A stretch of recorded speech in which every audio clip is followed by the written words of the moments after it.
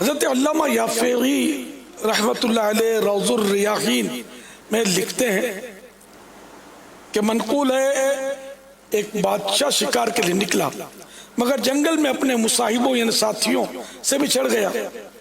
اس نے کمزور اور غمگین نوجوان کو دیکھا جو انسانی ہڈیوں کو الٹ پلٹ رہا ہے۔ پوچھا تمہاری یہ حالت کیسے ہو گئی ہے اور اس سنسان بیابان میں اکیلے کیا کر رہے ہو؟ اس نے جواب دیا میرا یہ حال اس وجہ سے ہے کہ مجھے طویل سفر درپیش ہے، 2 موکل یعنی دن اور رات کی صورت میں میرے پیچھے لگے ہوئے ہیں اور مجھے خوف زدہ کر کے آگے کو دوڑا رہے ہیں، یعنی جو بھی دن اور رات گزرتے ہیں وہ مجھے موت سے قریب کرتے چلے جا رہے ہیں۔ میرے سامنے تنگ و تاریک تکلیفوں بھری قبر ہے، گلنے سڑنے کے لیے قریب مجھے زیر زمین رکھ دیا جائے گا۔ ہائے ہائے وہاں تنگی اور پریشانی ہوگی، وہاں مجھے کیڑوں کی خوراک بننا ہوگا، میری ہڈیاں جدا جدا ہو جائیں گی۔ اور اسی پر اکتفا نہیں بلکہ اس کے بعد قیامت برپا ہوگی جو کہ نہایت ہی کٹھن مرحلہ ہوگا۔ معلوم نہیں بعد ازاں میرا جنت ٹھکانہ ہوگا یا معاذ اللہ جہنم میں جانا ہوگا۔ تم ہی بتاؤ جو اتنے خطرناک مراحل سے دوچار ہو وہ بھلا کیسے خوشی منائے؟ یہ باتیں سن کر بادشاہ حزن و ملال سے بے حال ہو کر گھوڑے سے اترا اور اس کے سامنے بیٹھ کر عرض گزار ہوا اے نوجوان، آپ کی باتوں نے میرا سارا چین چھین لیا اور دل کو اپنی گرفت میں لے لیا، ذرا ان باتوں کی مزید وضاحت فرما دیجئے۔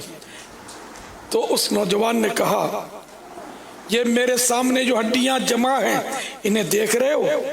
یہ ایسے بادشاہوں کی ہڈیاں ہیں جنہیں دنیا نے اپنی زینت میں الجھا کر فریب میں مبتلا کر دیا تھا۔ یہ خود تو لوگوں پر حکومت کرتے رہے مگر غفلت نے ان کے دلوں پر حکمرانی کی۔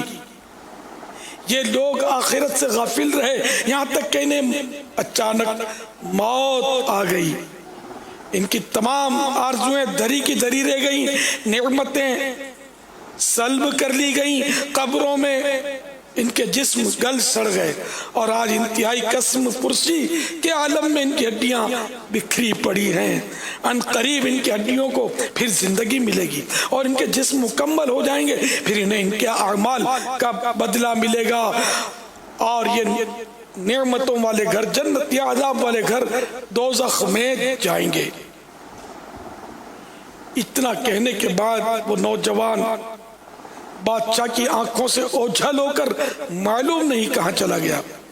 ادھر خدام جب ڈھونڈتے ہوئے پہنچے تو بادشاہ کا چہرہ اداس اور اس کی آنکھوں سے سیل اشک رما تھا، یعنی وہ رو رہا تھا۔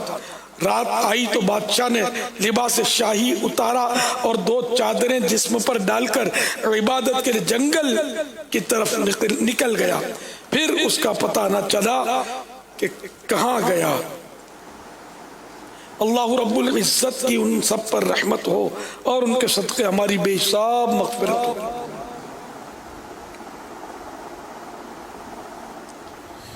اے عاشقان رسول، اس حکایت میں سفر آخرت کی طوالت اور اس میں پیش آنے والی حالت کا کس قدر رقت انگیز بیان ہے۔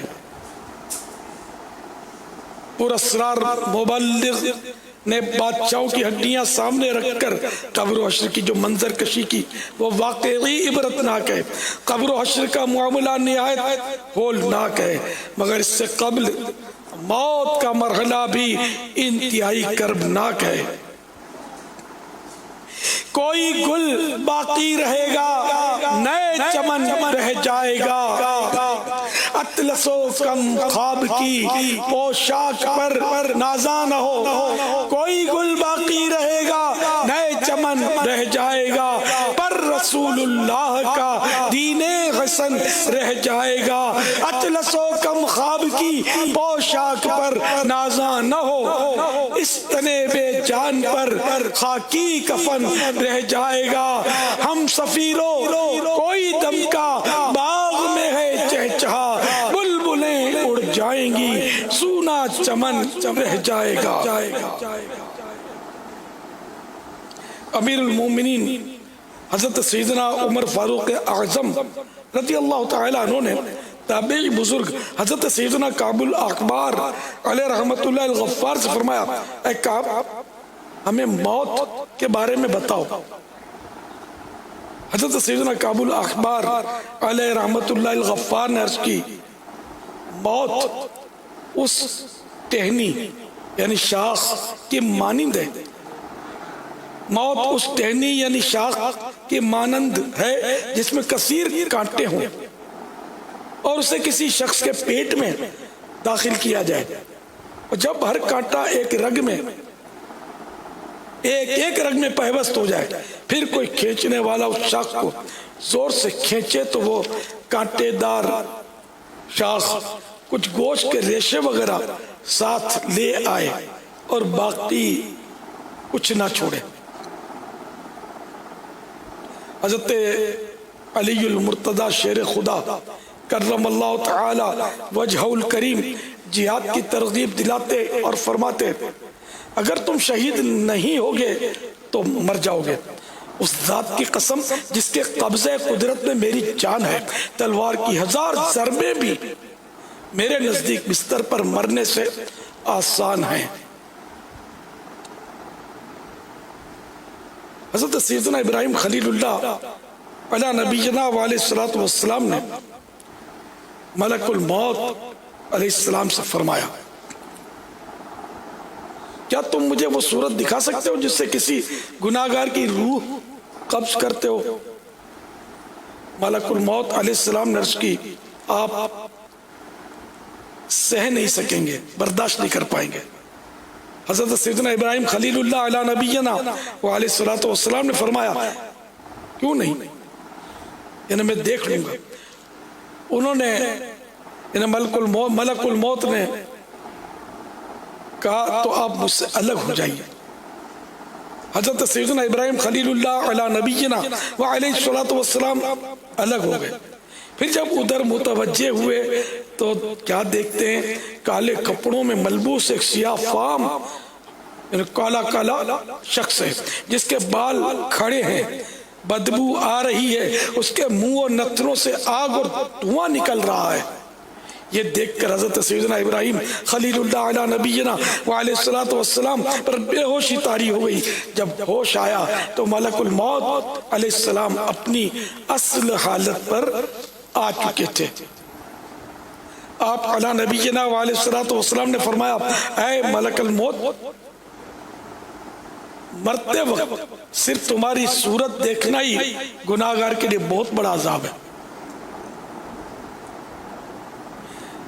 اے پیارے پیارے سائیں بھائیوں، موت کے جھٹکوں اور نزع کی سختیوں کا علم ہونے کے باوجود افسوس ہم اس دنیا میں اطمینان کی زندگی گزار رہے ہیں۔ ہمارا ہر سانس موت کی طرف گویا ایک قدم، اور ہمارے شب و روز موت کی جانب گویا ایک میل ہیں، ایک کلومیٹر ہیں۔ چاہے کوئی زندگی کی کتنی بہاریں لوٹنے میں کامیاب ہو جائے، مگر اسے موت کی خزاں سے دو چار ہونا ہی پڑے گا۔ کوئی چاہے کتنا ہی عیش و عشرت کی زندگی گزارے، مگر موت تمام تر لذتوں کو ختم کر کے رہے گی۔ کوئی خواہ کتنا ہی اہل و عیال اور دوست و احباب کی رونقوں میں دل شاد ہو لے، مگر موت اسے جدائی کا غم دے کر رہے گی۔ کتنے مغرور آبرودار موت کے ہاتھوں ذلیل و خوار ہو گئے۔ نہ جانے کتنے ظالم حکمرانوں کو موت نے ان کے بلند محلات سے نکال کر قبر کی کال کوٹھڑی میں ڈال دیا۔ نہ جانے کیسے کیسے افسروں کو موت نے کوٹھیوں کی وسعتوں سے اٹھا کر قبر کی تنگیوں میں پہنچا دیا۔ کتنے ہی وزیروں کو بنگلوں کی چکا چوند روشنیوں سے قبر کی تاریکیوں میں منتقل کر دیا۔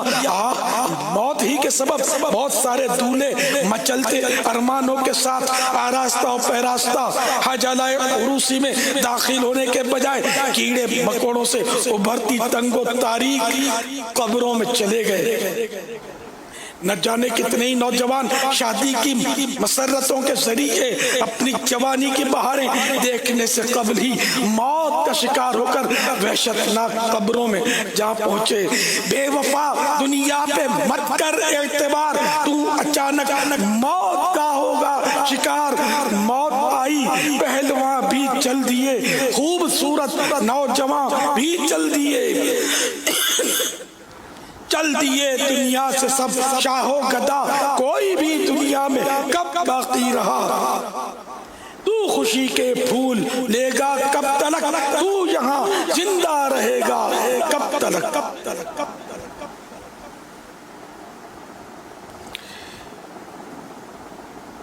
اے میرے پیارے پیارے اسلامی بھائیوں، معصیت یعنی